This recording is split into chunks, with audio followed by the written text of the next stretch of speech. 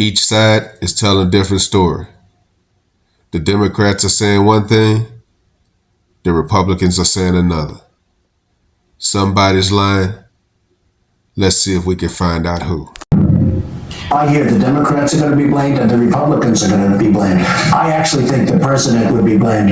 If there is a shutdown, and it's not going to be a horrible shutdown because, as you know, things will sort of keep... Well, it's a partial shutdown, right? If there is a shutdown, I think it would be a tremendously negative mark on the president of the United States.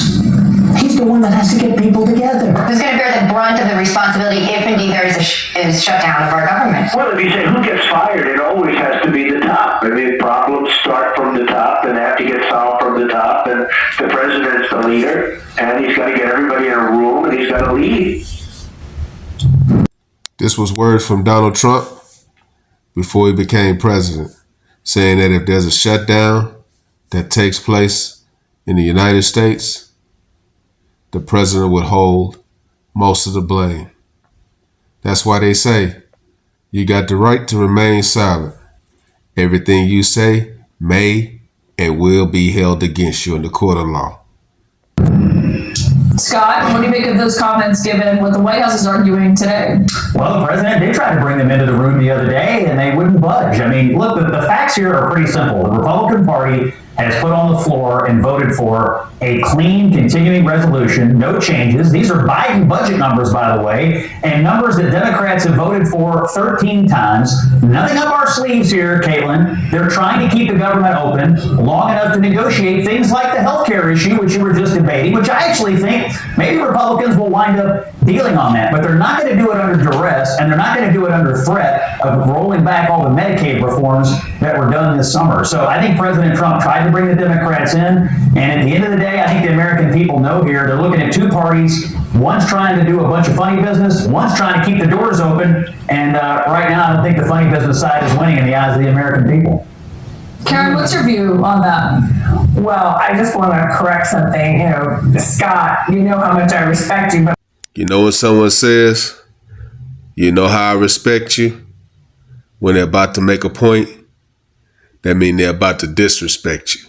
It never fails. I promise you that. let's be honest here. I don't need to be corrected, and I don't need to be told I'm dishonest, Karen, but God, by all means, go ahead. I didn't say it. I said, let's be honest with the American people here. I am. So, well, the CR, that I'm doing it right now, brother. So the CR is that the Republicans have proposed is actually not clean. It's pretty dirty because it includes the $1 trillion in Medicaid cuts that the American people themselves have made clear they do not like. So it is not the same. I think it'd be a very different moment in conversation if literally we were talking about what was passed in 2024. That is not the actual fact of the case. The fact of the case is that the measure is something that, again, the American people themselves have said they do not like. The other piece of this is, I think Democrats have a clear, concise message in terms of health care. Think about this. Republicans are on the side of saying we have to protect these tax cuts for billionaires. That's going to impact the wealthiest 1%. Democrats are saying we want to protect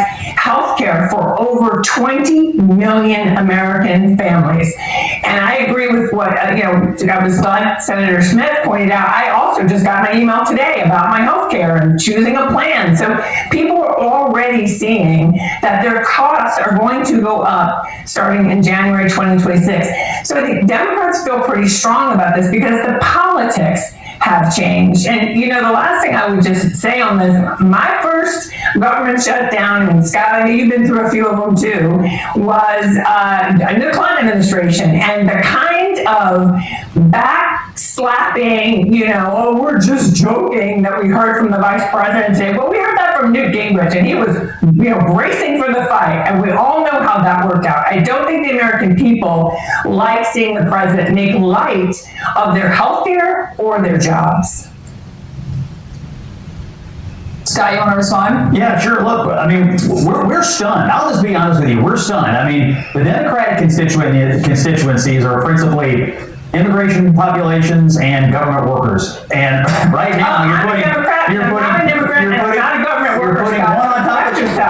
one on top of the other. My mother's a Democrat. She's not an immigrant. She's not a government worker. This is what your party This is what we would call masculine energy, where a woman raises her voice at a man, thinking it's going to draw any kind of fear. Nah, it's not going to draw any fear. But hey, it is what it is. Relies on, and you've closed shop on government in Washington, D.C., and eventually they're going to get tired of it. There is no So reason you're saying the this government 75 cannot be million left over. Americans who voted for Kamala Harris were all immigrants? No, I'm That's saying, not true. I'm listening to Democratic arguments about most policy issues. I'm looking at Democratic energy, and it mostly has to do with things to do with immigrants, illegal and some legal, and things to do with government bureaucrats. And right now, you're putting one of your constituencies out of business. Can I say one thing, which is that people who are in the country legally cannot get these subsidies Sure that they we're talking can. about? Sure they can. No, they can't. No, they can't. It's federal law, Scott. Who do you think pays when they go to the emergency room? It's the Medicaid emergency Going to the program. emergency room is not getting an Obamacare subsidy. The You emergency guys are room is not conflating. You healthcare, guys are Scott. conflating No, these we're not, issues. You're Scott. conflating these You're being issues. dishonest. The subsidies are a separate issue. The Because you know Medicaid it's program not cuts popular. are a different thing. Right, but I'm talking about Medicaid subsidies. and the Obamacare stuff are two different issues. And I said Correct. the subsidies may get negotiated over time, but what Democrats want to do is roll back what the Republican Medicaid reforms were. They want, look, I don't understand why everybody's so mad. For time immemorial, Democrats have argued that it's good. It's good for illegal immigrants to get Medicaid. Every candidate for president in 2020 raised their hand for it. In the big, beautiful bill debate, they argued it was good policy.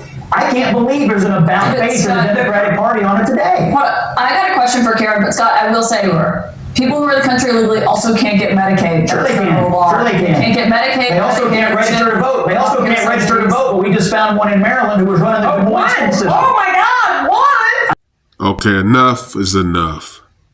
Listen, we all know that people are getting treated with medical and they're not here legally. We got to stop that. When they say it's illegal, like people ain't doing things that's illegal. It's illegal to sell marijuana in Texas, but people still do it. Come on, guys. Stop this. I mean, I'm telling you, you guys say these things can't happen, I'm and just then they saying, happen. Scott, but I'm just saying it's federal law. and You can they're not run trying to cover, roll you back- can run cover they're not for trying it if to you roll want, back but they federal law. do get federal It's tax just the money. facts. They get But Karen, federal can I ask tax you- money. Ask Jake, we had it on today. I'm just saying it's against federal law to do Okay, that. yes, it is. Karen, can I ask you, because one thing that we've heard from Democrats over the last several months is that the president's consolidation of power is dangerous. That's how Democrats have framed this. But now what House Speaker Mike Johnson, the point he was making here last night, is that Democrats have handed the president more power by shutting the government down, because now they're canceling and stopping these contracts and saying they're going to fire a bunch of federal workers during this period. Was that a mistake in your view? Well, but again, the president, it's a choice that the president can make. I mean, governing is all about choices, right? The leader of the country can say, hey, I'm going to protect tax cuts for billionaires, or I'm going to make sure over 20 million American families can get the subsidies they need to afford their health care and not see it double. And by the way, Russell Vought is not someone who, this government is, we know they're going to doge their way through the rest of the federal government anyway. I don't think there's much credibility in saying, hey, we're going to use this to lay people off. I mean, I just want to get to, it's a different bottom line, but think about the optics. The White House confirmed to Fox News today that the construction of the Grand Ballroom will continue while they are talking about laying people off and potentially firing people. That is outrageous. If you're serious about negotiating, as the senator said, you don't do things like that. You say, we are going to bring everybody to the table.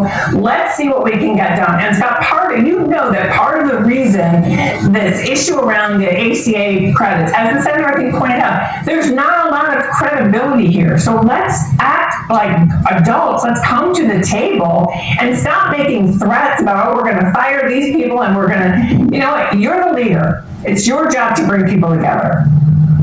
Karen Finney and Scott Jennings. We will see if anyone comes together after this. Thank you so much for being here. Listen, we all know if you give Trump the ability to do something, he's going to take it. He's going to take it. Now, you can't complain when you know he's going to do what he do. Come on, that's ridiculous. It's like saying, man, a crackhead, you put him in the crack house, man, he's not going to smoke crack. Man, are you serious? They gonna do what they do. Donald Trump is what Donald Trump is. So if you guys know this and you shut down the government, hey, you gotta take that poison pill. But I know this, somebody's lying because they both telling a different story. American people's gonna have to decide in the end, come midterm elections. Let me know what you guys think. Like, comment, subscribe. Follow God, not culture.